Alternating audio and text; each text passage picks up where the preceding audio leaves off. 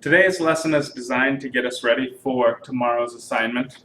Tomorrow's assignment is using a lot of individual skills that you've learned over the years as a math student and really applies them into a little more complex setting where we're evaluating expressions or simplifying expressions. So some of these skills individually might be easy to use. Tomorrow we're going to look to blend them together, and we need to know the pieces so that we're able to put it all together tomorrow. Kind of like taking the small parts of a puzzle and piecing them together to make a more complex picture. So in this, there's a couple of problems. The first one up here, what we are doing is looking at 3/5 times 29ths.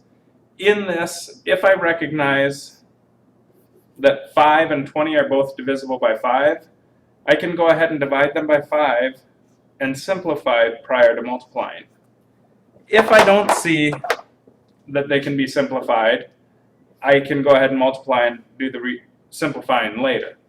3/9 also can, 3 can be divided by 3, that gets me to 1. 9 can be divided by 3, that gets me to 3. And that leaves us with 1 times 4 in the numerator, which is pretty easy to do.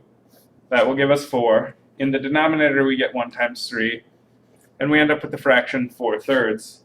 And for tomorrow's assignment, and as we get ready to work with slope, we're going to leave fractions as improper fractions. So in this case, we can go ahead and leave it at 4/3.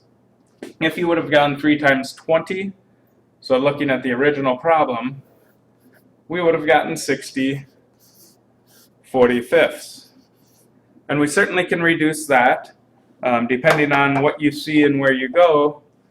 Some people might reduce by 5, other people might say, hey, I can divide those by 15, and go ahead and get to 4/3. Either way, our answers are equivalent. It's just in some problems, reducing prior to multiplying can make life easier. In this second problem at the bottom, I'm going to kind of circle things that I see that can be simplified. And there's a variety of different ways that we might see this and go through this process. Okay, so I saw the 2 and the 6. I see 3 with the 3. And then we have 5/10. Okay, so I certainly could multiply straight across and go 2 times 5 is 10, 10 times 3 is 30. I'll go ahead and write way over on the right side of the board. Then we have 3 times 6, that is 18. 18 times 10 is 180. And from there we might see we could reduce by 10 and we get to 3/18. And from there, divide those both by 3 and you can get to 1/6. There is a way where we can do that prior to multiplying. 5/10 we can reduce to 1/2. 2/6, if I reduce that, that becomes 1/3. And then the 3/3 that I have circled in blue becomes 1/1. At this point, if I multiply the numerators, if I rewrite this, we have 1 times 1 times 1 over 1 times 3 times 2. At that point, we end up with 1/6. Again, both methods work. It just depends on which one you prefer. As you go on in math, I think it becomes easier to reduce prior to multiplying, in my opinion. Looking at the next example, this is just when we're dividing by a fraction, a reminder that we need to multiply by a reciprocal. So in this first problem, we leave the 3/4, but then we change the division to multiplication. The reciprocal of 1/2 is 2/1. At this point, we can go ahead and simplify. Again, you could multiply and get 6/4 and reduce that. Some of you might see from the previous slide, 2/4 becomes 1/2, which gets us to 3/2. And again, as we get ready to work with slope later this year, we're okay leaving an improper fraction. In the next problem, this is 14 divided by 1/2, just written as a fraction. So we can treat that as 14 times 2/1, which truly is just 14 times 2. In this case, that gets us to 28.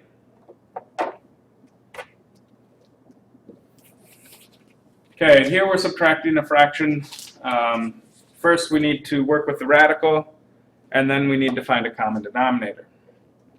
And I'm going to move this up. So 3/4 I'm going to leave for now, minus the square root of 64 is 8. The square root of 9 is 3. So I'm working with 3/4 minus 8/3. I have a common denominator of 12. To get 4 to 12, we multiply by 3, and you may remember from last year, anything we do to the bottom, when we're working with equivalent fractions, we have to do to the top. So 3 times 3 is 9/12. The other one we need to multiply by 4. Again, whatever I do to the bottom, I need to do to the top. So essentially, we're multiplying by 4/4, which is 1. 3 times 4 was 12. 8 times 4 is 32. That leaves us with 9/12 minus 32/12. Again, when we're subtracting or adding fractions, once we have a common denominator, the denominator stays the same. 9 minus 32 is going to give us negative 23. Okay, in this particular problem, I'm going to need to end up trying to use a calculator to get to a final answer. So in here, I can go ahead and simplify 81/3. There isn't a perfect square at this point. So over on the side, we can go 81 divided by 3. 3 goes into 81. 27 times. So this can become the square root of 27. Later this year, we'll learn how to simplify radicals. We're not there yet. So for now, we're going to leave that as the square root of 27. This other one, 6/4 is 1.5. We can go 4 into 6. That goes one time, that's 4. That's 2, put a 0 with a decimal, and we get to 1.5. At this point, I would go ahead and use a calculator to figure out what is the square root of 27. If you don't know how to do that, we can cover that in class. That will give us 5.196. That continues on, but I'm going to use just go to the thousands place. Then I need the square root of 1.5. That gives me 1.224. If we combine those,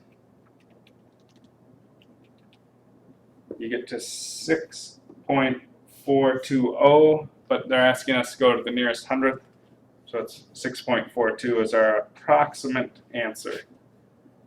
And that's the reason for the squiggly equal sign. It means approximately. In this particular problem, we need to go through and remember to use PEMDAS, or the order of operations. So looking at the numerator, the first thing that I need to work with is 4 times 6. So in the numerator, we get 42 minus 31 plus 24. Down below, I can simplify or consolidate 7 plus 9. So we have 3 plus the square root of 16. In the next step, 42 minus 31 is 11. 11 plus 24 is 35. So in the numerator, we end up with 35. The square root of 16 is 4. 3 plus 4 is 7, so we have 35/7, which is 35 divided by 7. Gives us a final answer of 5. So again, individually, there's a lot of skills that we should know how to do. What we're going to look to do is combine them tomorrow in an assignment. Have a good evening.